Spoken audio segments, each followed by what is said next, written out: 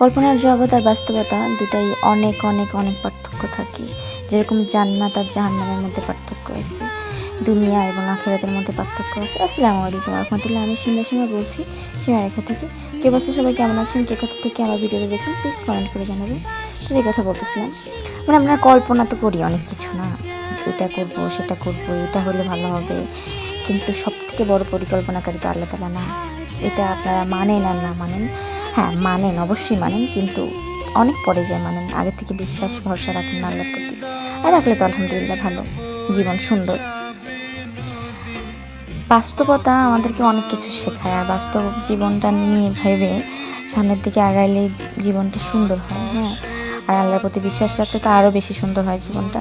কিন্তু যখন আমরা কল্পনার জগৎ নিয়ে ভেবে ভবিষ্যতের কোনো সিদ্ধান্ত নেই, এটা অবশ্যই ভুল। আমি আগামীকাল বাঁচবো কিনা কেউ জানে না, কেউ বলতে পারবে না, আমি নিজেও জানি না। তো সেই ক্ষেত্রে ভবিষ্যৎ প্ল্যানটা আল্লাহর উপর ছেড়ে দেওয়াই ভালো।